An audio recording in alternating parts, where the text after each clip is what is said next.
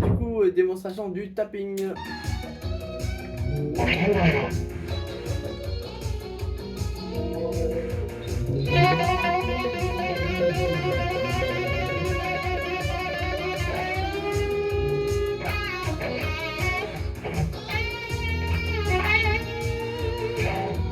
Donc là, on est sur un tapping 10e case index corde de sol, désolé pour le bruit.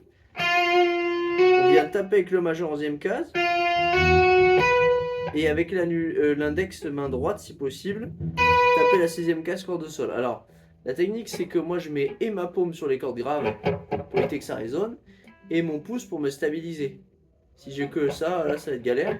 Et là, je suis un petit peu mieux plaqué. Donc là, je vais commencer par actionner ma main droite, celle qui entraîne ma main gauche. Donc c'est pas des pichenettes du bout, c'est vraiment toute la main qui vient taper. Hein. Donc j'ai 16, 10, 11, 16. Je décale d'une case main droite, donc je me retrouve à 17. Ah oui, petit détail, mais tirer vers le haut, c'est un son, meilleur son, plus liquide entre guillemets que le son vers le bas.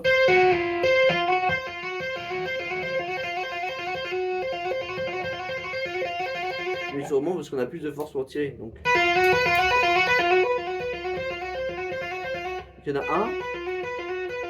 Je pense qu'il y en a à peu près 4 coups par case à la main droite.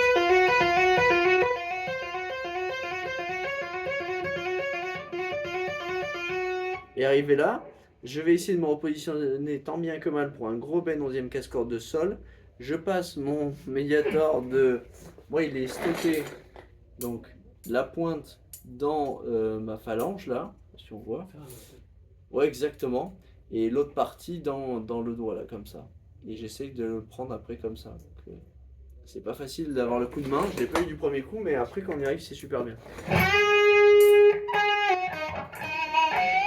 Donc là, je vais faire un bend 11e case corde de sol. Je rejoue.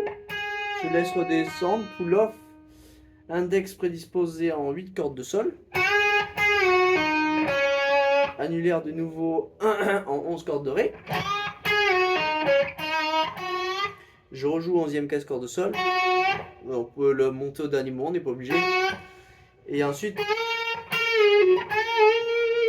on revient en bend 13e case corde de sol. Deuxième fois, on laisse redescendre, pull off 11e case corde de sol. Et on repart tout de suite en bend 13e case corde de sol. Bon courage à la prochaine.